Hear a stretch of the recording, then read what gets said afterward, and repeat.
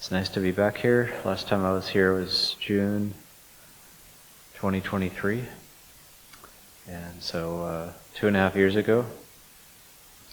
And also nice to see somebody from Abhayagiri here, or at least from California. Was at Abhayagiri for a while.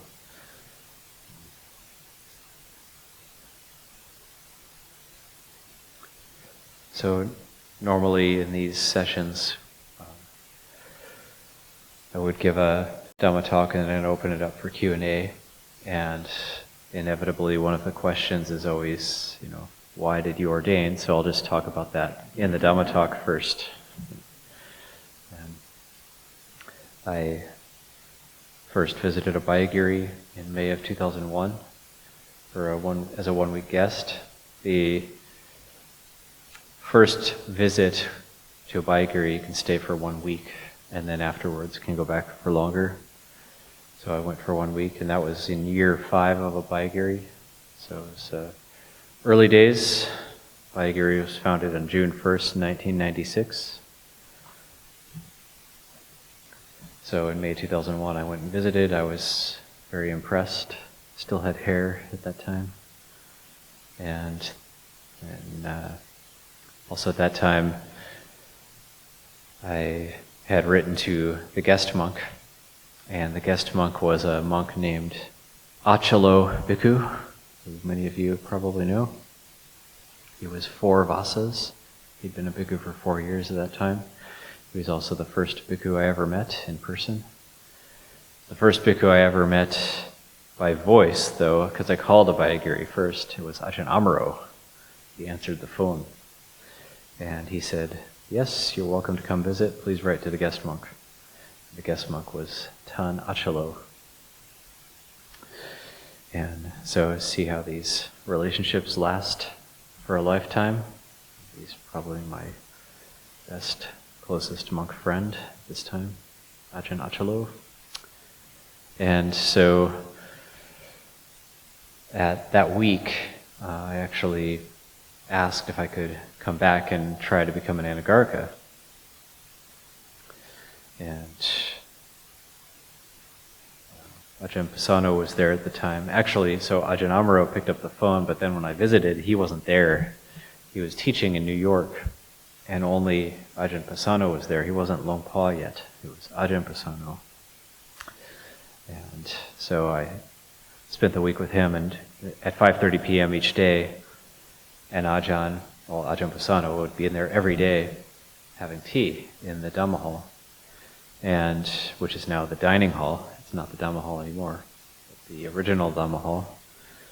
And I would go in and there'd be nobody else there. It'd just be me and him, because there was almost no guests. There was a very, very small community. Maybe sometimes there would be 1 or 2 other people, but my perception was there was nobody there. It was just kind of one-on-one, so I got to ask him all my questions. And I was just very impressed. He was very humble, and I didn't really have any sense of respect for teachers or that he was this famous monk from Thailand, and a great disciple of Luang Por Cha. I had no real cognizance of that. But I was just some guy off the street, and thought, okay, there's this nice monk who's answering my questions. So I was very impressed with him. I was impressed with the place. It was a big piece of land, and the monks were living in solitary huts, kuttis, in the forest, and I liked that idea of living in solitude and practicing in solitude. So I asked if I could come back, and he said I could. So in end of June 2001, then I went back, and I stayed. Became an anagarika and so on. I was 20 when I visited. So I won't tell the whole story of why I even went in the first place, but the way I got interested in visiting Abhayagiri, or interested in Buddhism, is I was graduated high school in 1998, went straight into university, was studying architecture, but really didn't have much direction or know really what I was doing. I was quite confused, and I was living with a third-year architectural engineering student and a fourth-year architecture student, and they were working very hard on their studies.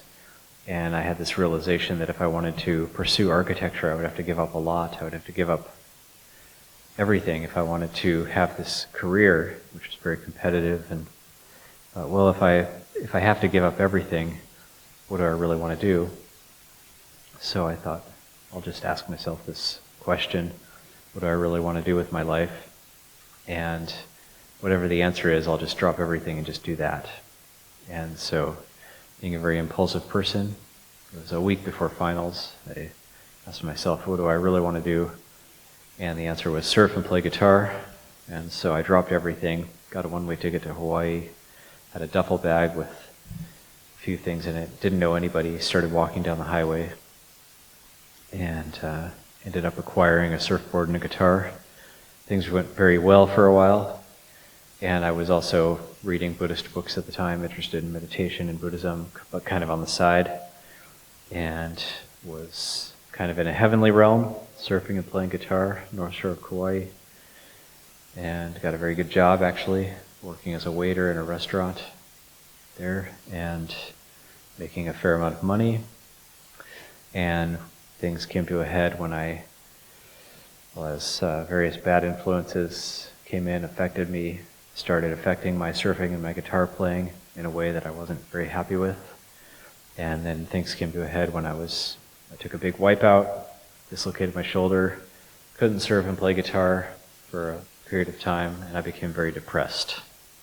So I started to ask myself, well, is my happiness just dependent on being able to do these things? Or is there something else going on here? So I started looking inward.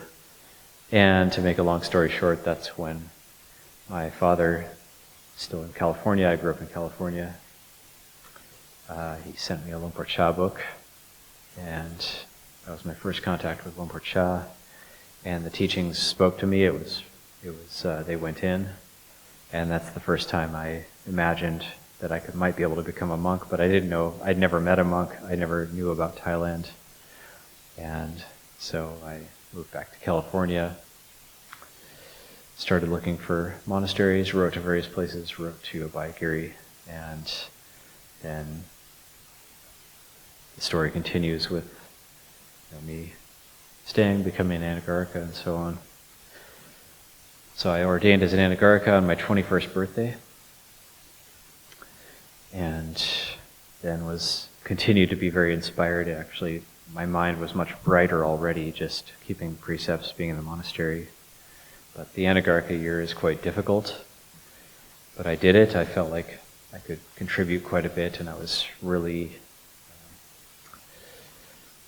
inspired by Buddhist practice, and also I hadn't even read the life of the Buddha yet, so I read the life of the Buddha in the monastery. And as I found out more about the Buddha's life, and read the suttas, I read all the suttas as an Anagarika, and just got more and more inspired. So the end of the Anagarika year, I requested to become a novice, and then I became a novice. I received my name, Nyaniko. We receive our names at our novice ordination.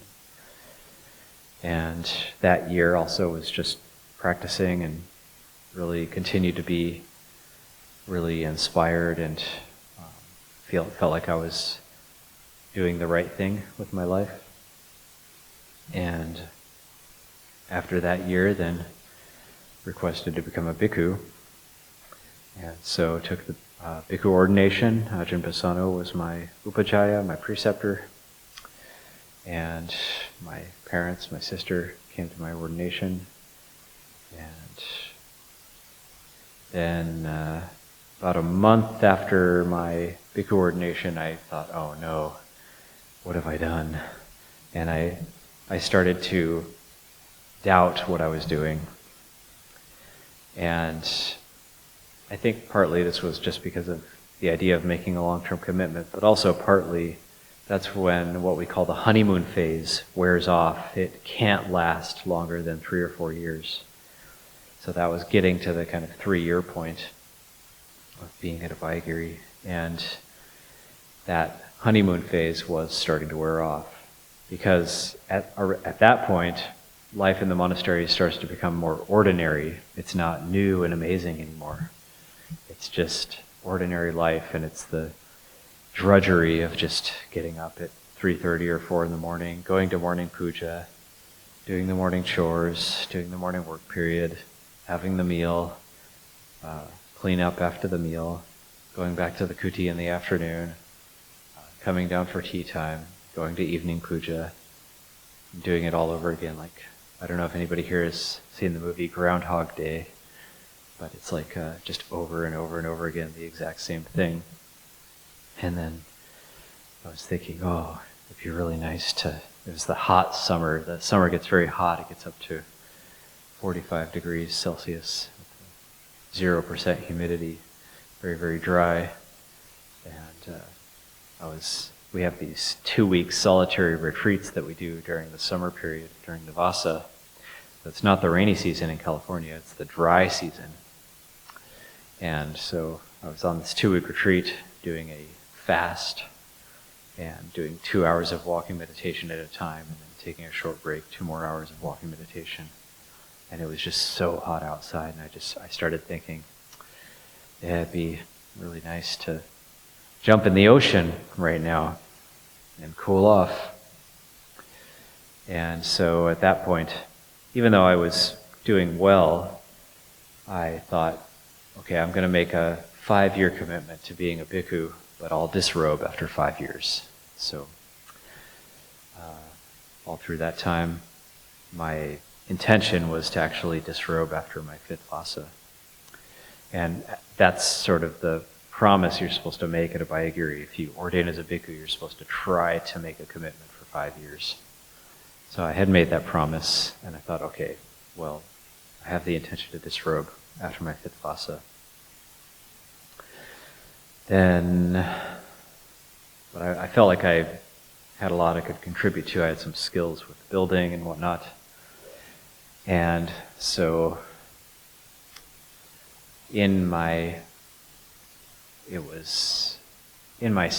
so I was 1 Vasa, and there was a lot of problems with the water system at Abhayagiri. And they had dug a well in 1998 up on the ridgetop, which was a really good well, but it hadn't been utilized yet, so it was just sitting up there.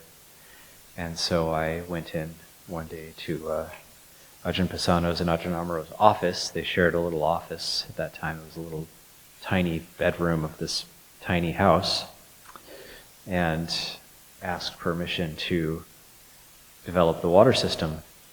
And they gave permission, so I embarked on this massive project of over a mile of trenches, looking after workers and organizing water pipes and whatnot to tap this great well on the ridge and kind of increase the size of the water system and make the monastery able to have a better water source with cleaner and more abundant water. And so I was working on this project all day, every day, pretty much. And there was all these different groups of workers. And I started becoming very exhausted by this, but I felt like this is, I've got the intention to disrobe after 5 years. This is at least something I can do, and to offer to the monastery for some long-term benefit. And then in the middle of that project, Luang Por Liem came to visit. It was the first time I was able to meet Luang Por Liem. And I remember there was another monk named Ajahn Pratip who was living at Abhayagiri at the time. He's a disciple of Ajahn Dan. And he could speak English, so I wanted to speak with Luang Por Liem one evening. And so we went to his kuti, and Ajahn Pratip was translating for me.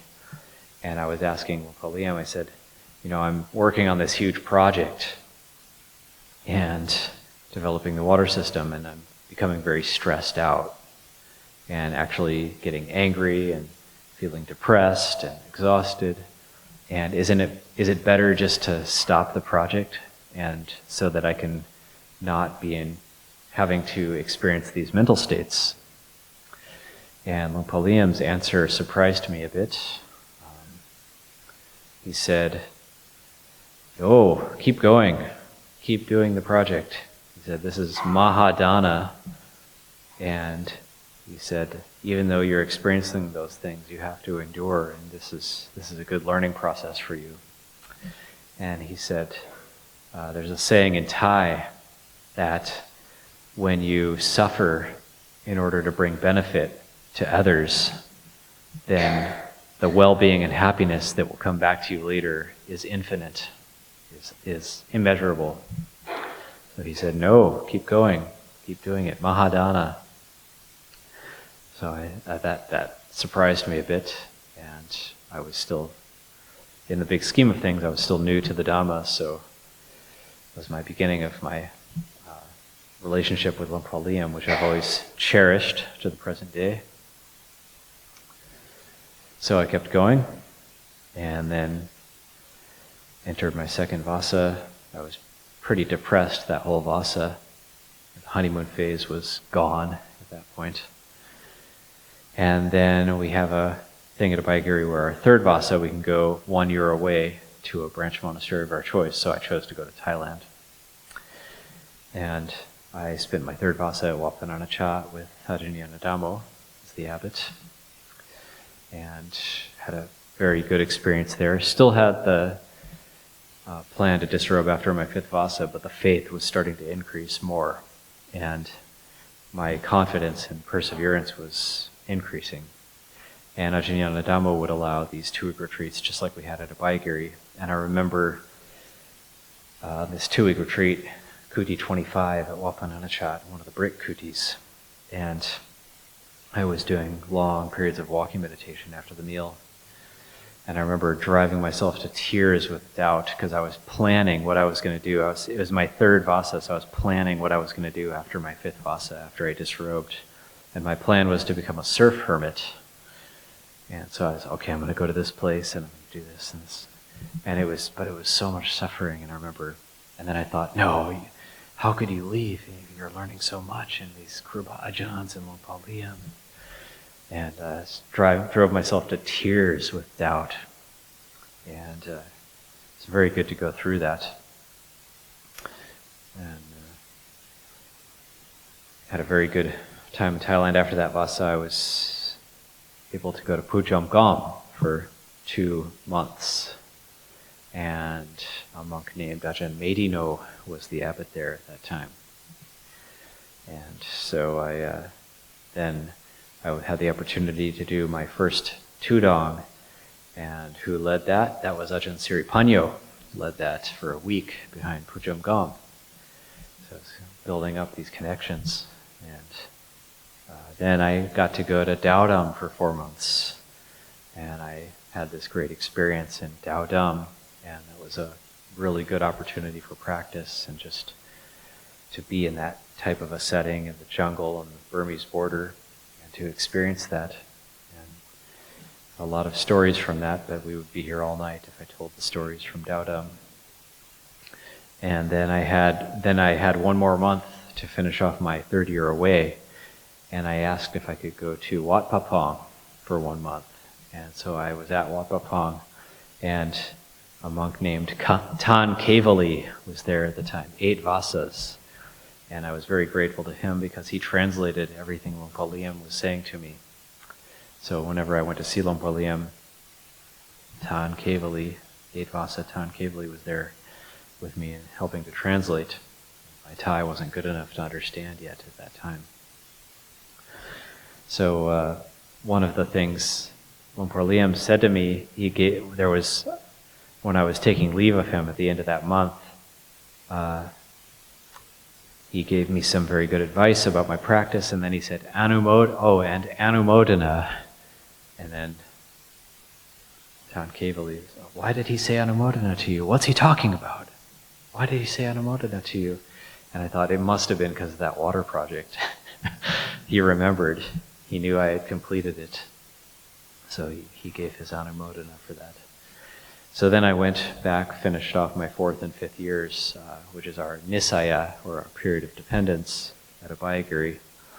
And I still had the intention to disrobe after my 5th Vasa, even with all those great experiences. So in my 4th and 5th years, though, but actually coming back from Thailand, I was very quiet because it dawned on me what I was part of. It was far more far-reaching and amazing than I had realized at first. And especially, it was really being around Luang Por Liem at Wat Pah Pong that planted that seed in me, was that, oh, okay, this is somebody who is showing all of us what is possible in the practice. And I needed somebody like Luang Por Liem to be embodying that.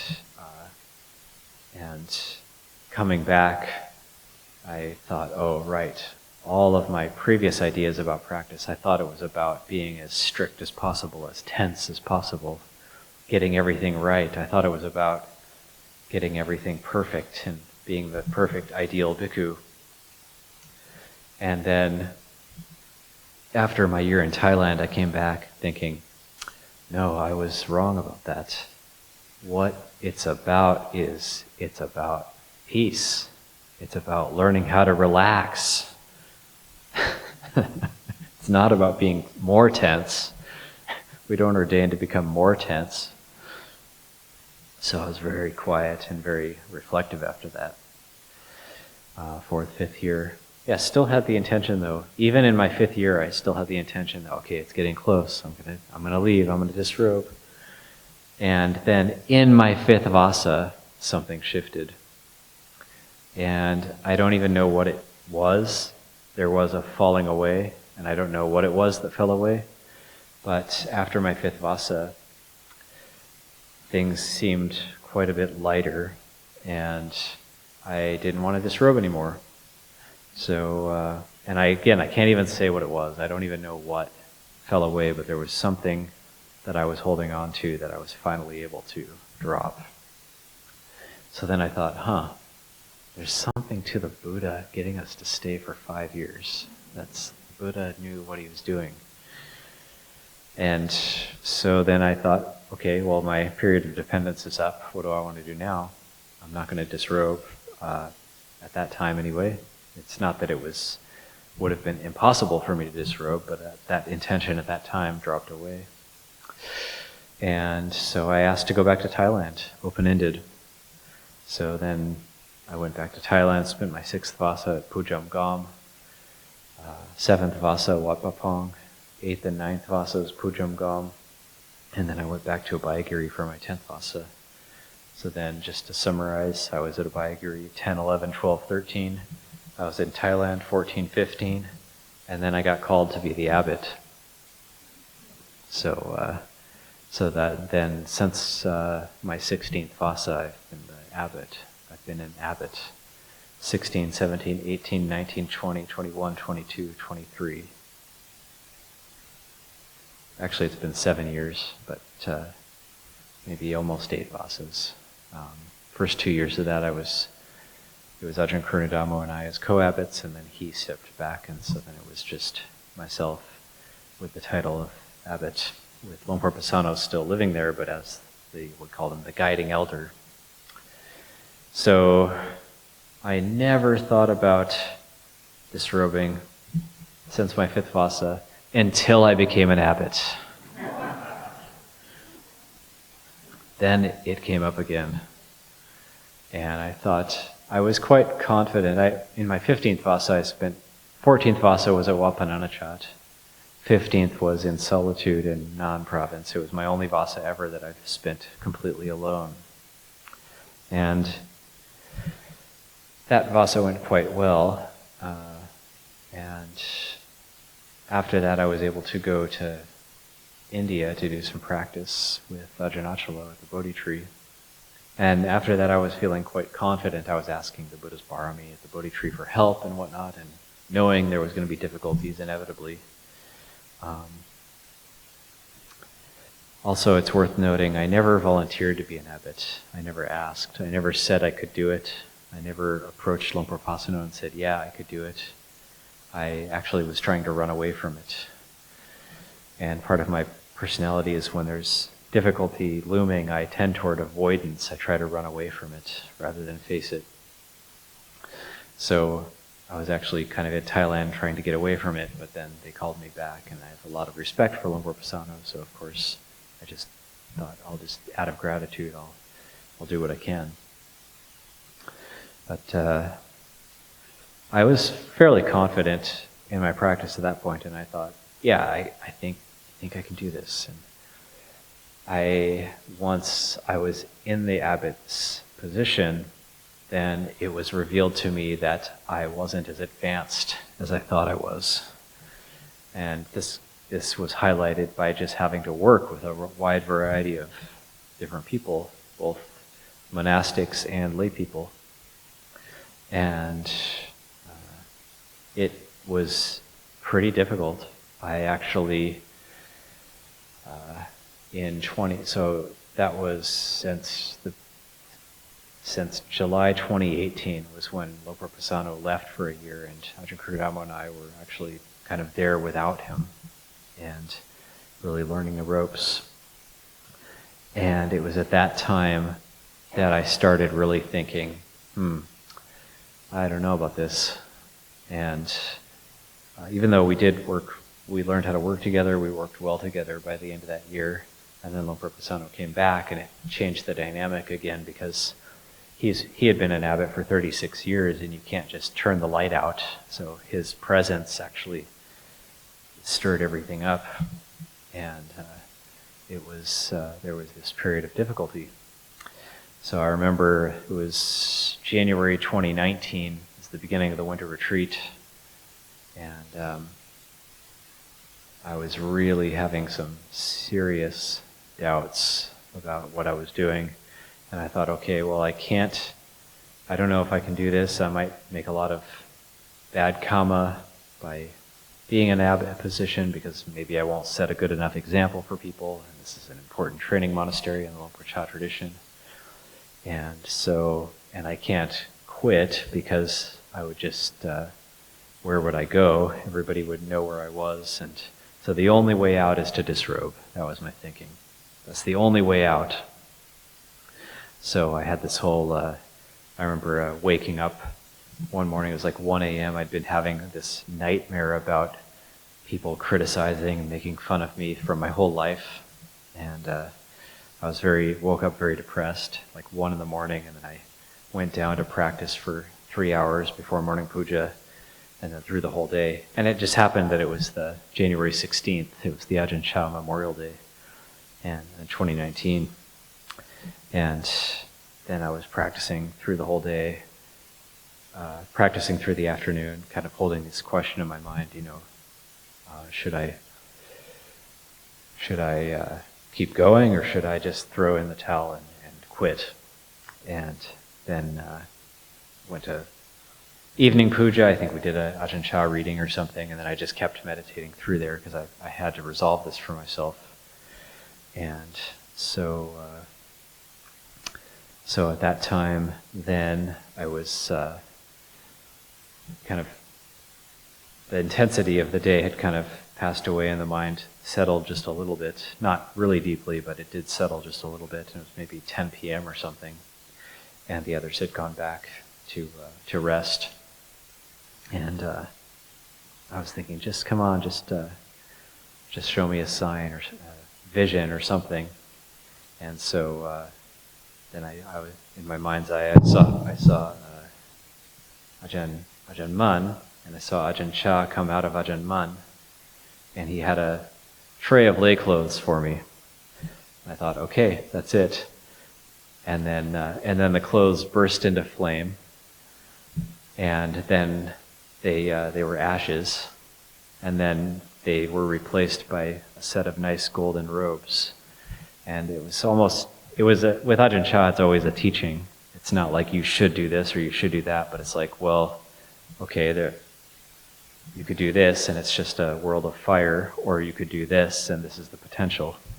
And so then that doubt just completely left and never came back.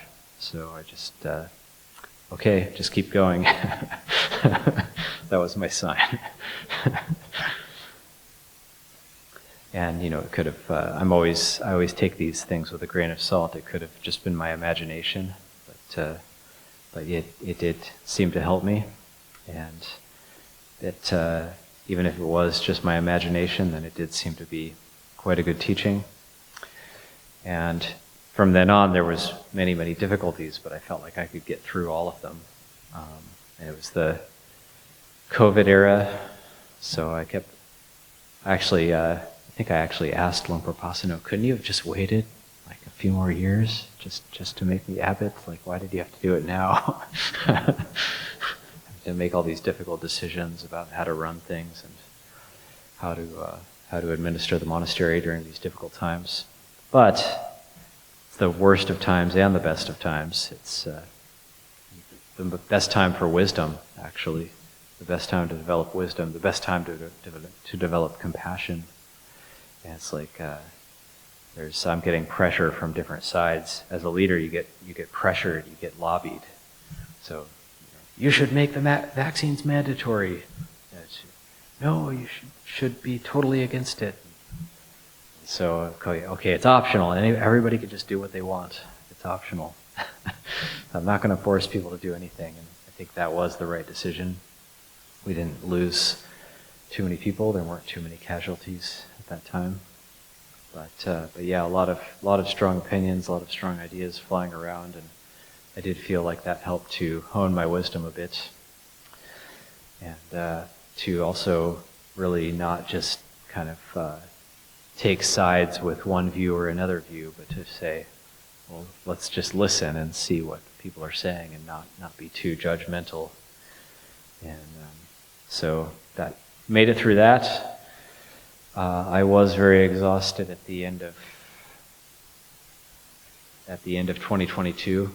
I said, okay, I didn't ask permission. I just said, I'm leaving for 6 months. And there was, even though I didn't feel like I was going to disrobe, but there was still a bit of vacillation around being abbot. And I started to feel like, well, it doesn't have to be me. It can be somebody else. And so I took a 6-month break. That started with the Uposatha Hall opening at Wapananachat. And then I was able to go on retreat for a couple months in Pak Chong, and go to India again, and go to Burma, and just take some time away from abbotship. Particularly in this 2-month retreat I did in Pak Chong, it started coming up for me, do I really need to go back? And it kind of, a lot of times when I'm in a conundrum, like I'll ask a question of Luang Por Chah, or I'll ask a question from the Buddha. I'll bow before the shrine and ask the Buddha for help. What's the answer to this question, or what should I do in this situation?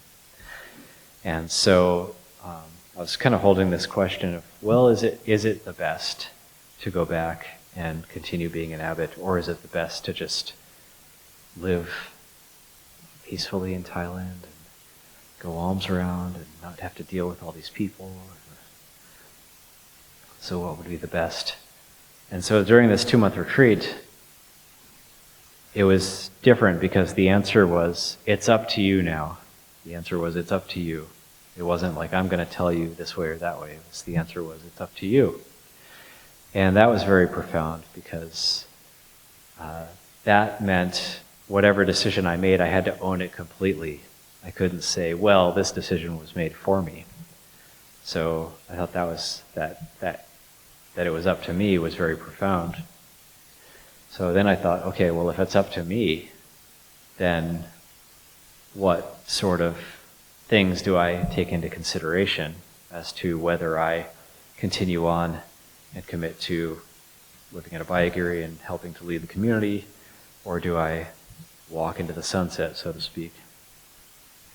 And then I asked myself, well, what is the noble thing to do? What would the noble thing to do be? Well, obviously, that would be to go back. And having asked myself that question and made the decision myself, then when I was able to go back to Abhayagiri refreshed from my 6-month break, I was able to go back in July 2023. And actually, I came here in June. I came to Malaysia in June, so that was after that retreat, and then back to Abhayagiri. And then I was able to commit completely. I felt like there wasn't any more vacillation, and people could notice that as well. They noticed I was more stable, more settled in my position as leading the place, helping to administer the monastery. And so since then, that has kind of grown, and I'm very, very grateful for now being able to be in this position of leadership, because it's taught me so much. And it's also helped me to develop more wisdom and compassion, and I've learned a lot from the lay people, from the monastics. It's not just me teaching people, I'm also learning from everybody and constantly adapting, constantly changing things up in order to adapt to each situation as it arises. So that sense of adaptability, which is one of the hallmarks of Luang Por Liem's teachings, has become quite a bit stronger for me. So then Luang Por Pasano and Ajahn Dhamma were still living in the monastery, so I wasn't the most senior monk. But then the beginning of 2025, they both went to England. So then, for the first time, I was the most senior monk and the abbot, and that was another hallmark, another change. So this year has been I feel a very good year for me, because then there's, even though I'm at a point where I felt like, if Luang Por Pasano leaves or he stays, it's not making any difference to me at this point. We're on the same page. But actually, being the most senior monk and the abbot has made a big difference, and it has helped me quite a bit in terms of becoming more independent in my own confidence and my own way I view myself as a bhikkhu, and not being able to lean on anything has been a very important time for me. It's also happened that this year I came down with a severe case of sciatica, which I've dealt with all year, and it is kind of interesting that it happened with Luang Por Pasano being away. So this kind of pain that I've been experiencing since February until now, and it's much better now than it was, but it has taught me a lot, and I'm very grateful for it, because that added handicap has also helped me to adapt and to let go of various things that I wasn't able to let go of before. I call it Ajahn pain. So that's been my Ajahn for the last year.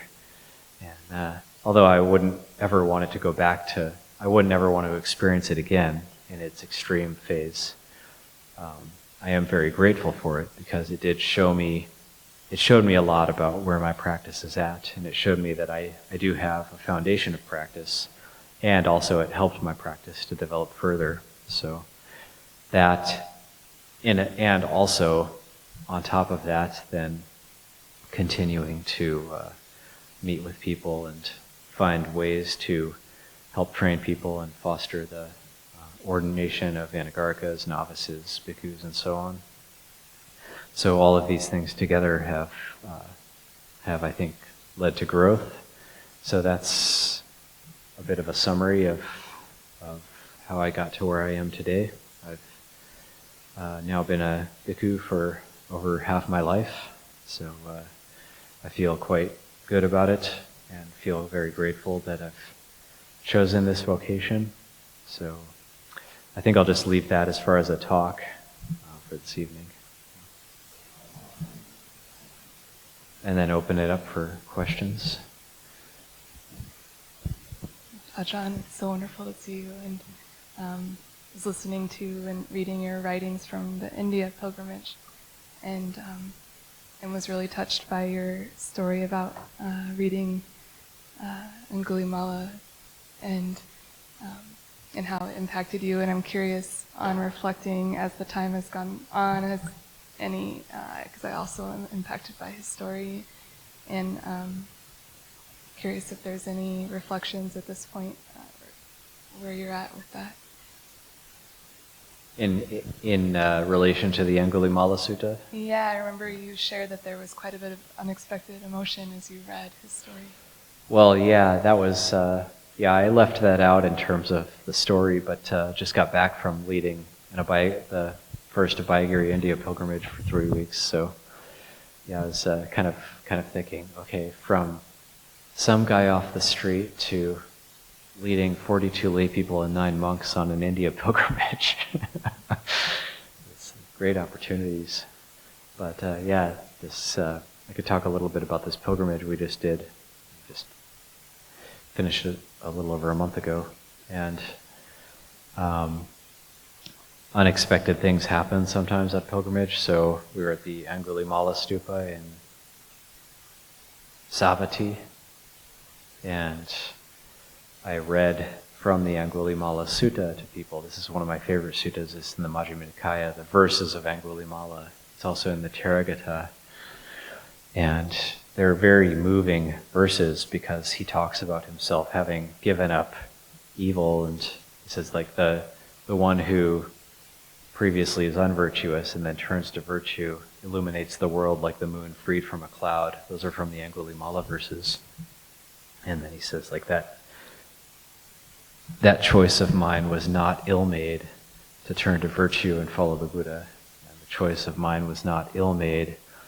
Now I have no regrets, and the Buddha's teaching has been done. So I was reading this to people, and then we were at the Angulimala Stupa. So to read something like that at the place where there is supposedly relics of Venerable Angulimala, and then to circumambulate this stupa, and it's just kind of next to a road in a very not such a nice area, and I wasn't really expecting anything, but then as we were circumambulating this stupa, my hair was standing on end almost the whole time.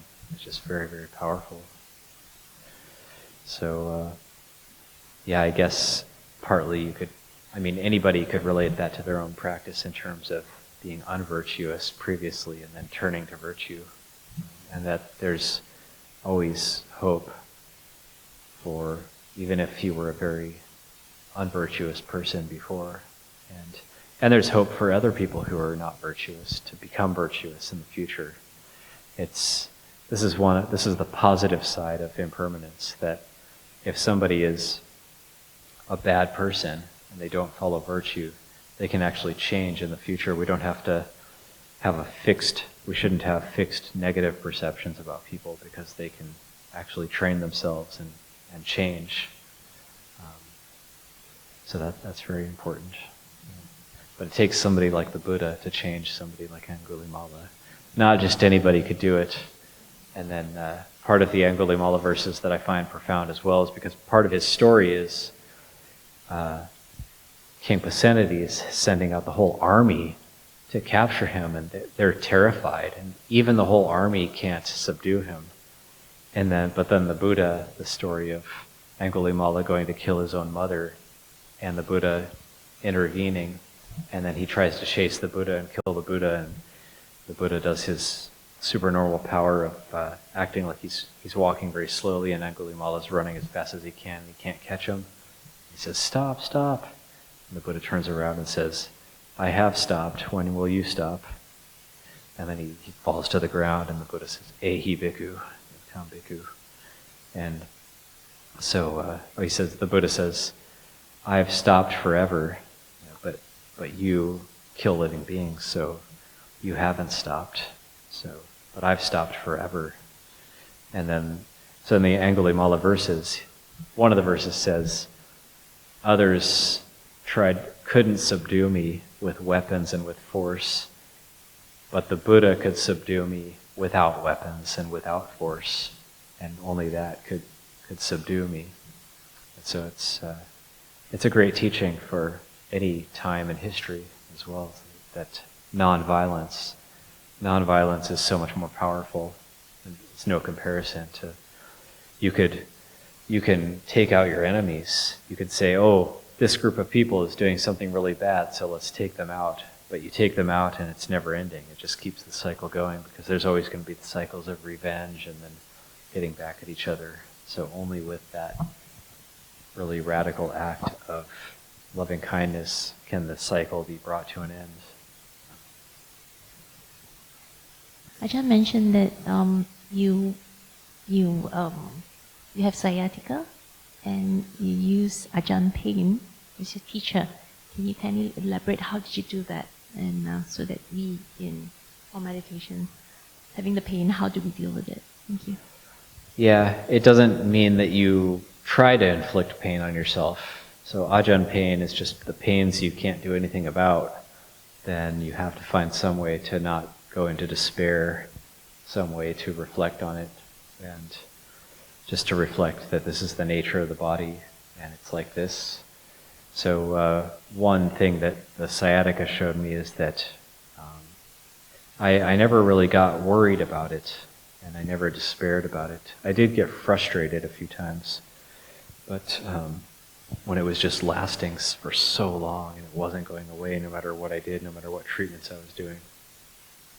And but then it's also over time. I remember going to the acupuncturist one day and I was like, I think of this as Ajahn Pain, and he was like, I think it's time for Ajahn Pain to take a vacation.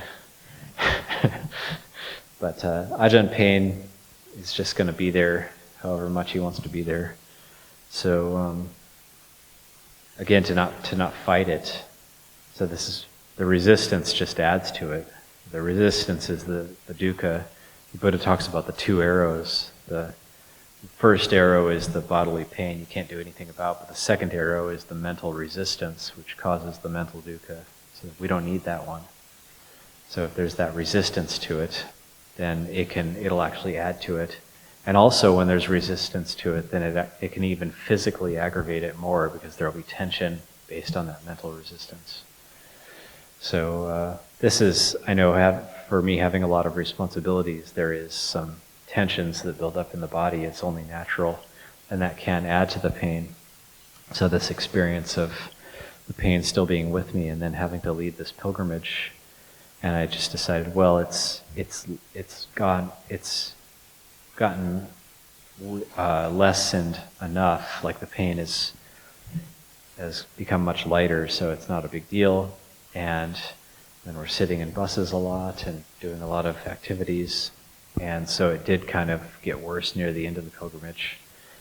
And then so it was a 2-week 4 holy site pilgrimage followed by 1 week meditation retreat at the Bodhi tree. And then after that, I was going to spend a week just on my own meditating at the Bodhi tree. But until that point, so since February, I couldn't sit longer than 30 minutes without getting shooting pains down my legs. So I was having to do standing meditation, walking meditation. I couldn't do sitting meditation. And I would sit and give teachings like this and whatnot, but be like shifting around and squirming a lot. And but then when the very last day that I was with the group at the Bodhi tree, and the evening I went right next to the Bodhi tree and started sitting, and I ended up sitting for 2 hours, and it was quite a good sit. And then I didn't have any pain during that 2-hour sit. And I got up and I still didn't have any pain. And I thought, it's the first time I've been able to sit more than half an hour in 9 months. It's amazing. It felt so good. And so the pain was subsiding in a very drastic way. And then the group left the next day, and then I went back to do more sitting, and then I sat 7 hours a day for a week with almost no pain. So not 7 hours at a stretch, but like 7 hours in the whole day, which was still way, way, way more than I was doing before. It was way better. And then, at the end, the pain started coming back. So the way I interpret that is, the group leaving, there was no more responsibility. And also coupled with the power of the Bodhi tree and the Vajrasana, it provided the right conditions where the body was able to settle in just the right way that the pain disappeared. And then at the end, the pain started coming back, because then there was the impending responsibilities of going back to Abhayagiri. So that's why the pain was temporarily gone, but then it came back at the end. So there are these subtle conditions taking place. So that's kind of one of my reflections, and what I'm practicing with right now is, how do I settle those internal tensions even within the midst of responsibility? Is that possible?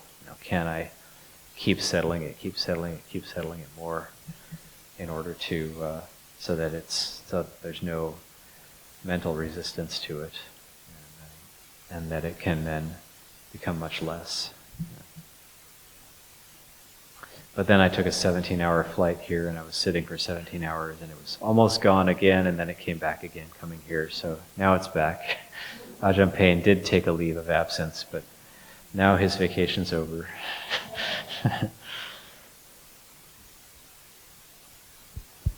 Ajahn, thank you so much for sharing your story of the ups and downs of being a bhikkhu and being an abbot. It was very interesting for me, because I help out a lot in a monastery, and we look at the Sangha, as lay people looking at the Sangha. We don't know what the Sangha goes through within themselves, and so would appreciate it if Ajahn could share what was the most difficult part about leading a monastery. Is it the lay people? Is it the differences in opinion? Is it lack of resources, or is it just too much to do? And how can the lay committee support the Sangha well? Yeah, it's not too much to do. The amount has nothing to do with any of the difficulties. I can do lots of work, and it's easy. It's like, Luang Por Liem would say, yeah, the monastery is great, except for the people. But the people are what make up the monastery. So we work with each other. We have to work with each other. And it's not that people are bad. But I would say the most difficult thing is when people are not getting along with each other. It's not that they're not getting along with me. That I can deal with. But when they're not getting along with each other, and then when they come to me and say, that person should leave because of da-da-da-da-da, and then the other person comes up to me and says, that person should leave because da-da-da-da-da, that's the most difficult. So everything else is easy. I just want everybody to get along. But, that's not going to happen. Since time immemorial, even the time of the Buddha, people didn't get along. And so it's never changed. So what the lay people can do that will help the abbot the most is to get along with each other.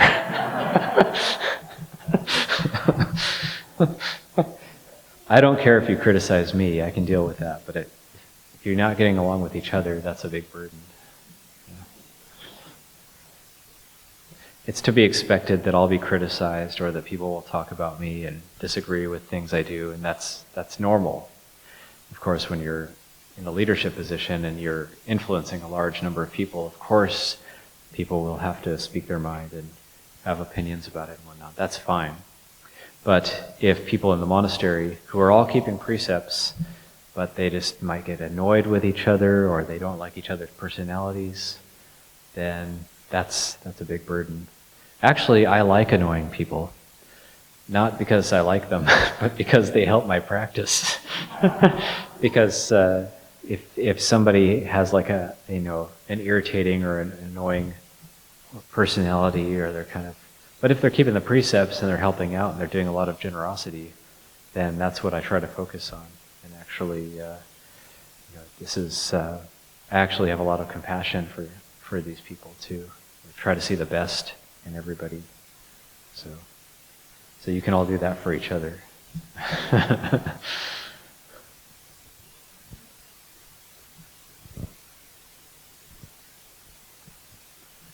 And the monks too, it's not just the lay people. So when the monks are not harmonious, that's also a burden. Ajahn, I think I got a question myself, because your entire story was about wanting to give up, but in the end not giving up.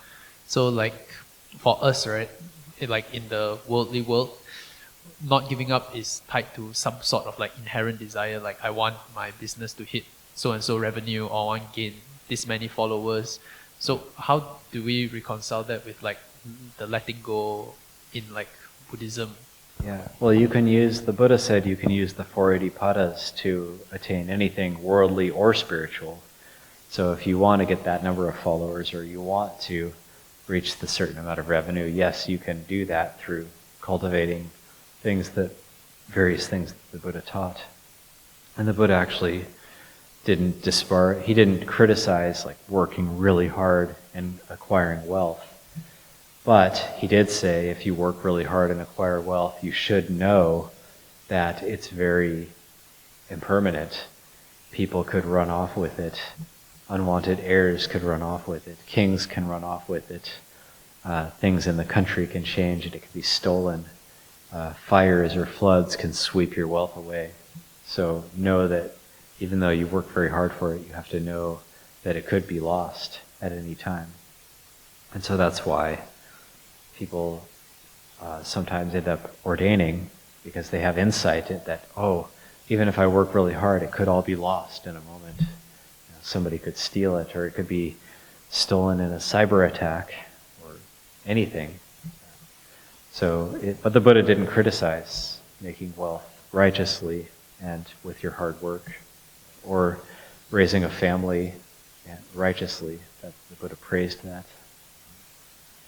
So yeah, you can do that, but just know that it doesn't last. You're going to reach that revenue. You're going to reach that revenue goal, and then there's going to be another goal after that. It's going to be on to the next thing. It's not that when you reach that goal, it's ended. Like, oh, I finally reached the number. I was going for 1 million followers. I got 1 million followers. Well, now you need 2 million. Now you need 3 million. It's never ending. Or now I reached that revenue goal. Hey, everybody, we can do more. We can do better than this. Like, it's always going to be more. There's no end. So to know that it's endless. It's very rare for somebody to say, oh, that's enough money. I think that's enough. I don't need any more. Thank you very much, Ajahn. Ajahn speaks about anicca, impermanence.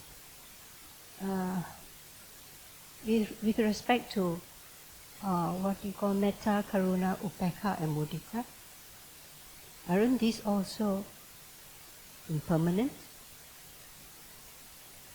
and changes form? Yeah, those are certainly conditions. All conditions are impermanent, but those are wholesome conditions. Those are very wholesome things to be cultivating. So we use the reflection on impermanence not to say like we shouldn't pick these things up. So we do. We're always picking up impermanent things. Mindfulness is impermanent, for example. So we're always having to pick up these impermanent things. All the factors of the Noble Eightfold Path, all those factors of the Noble Eightfold Path are impermanent as well.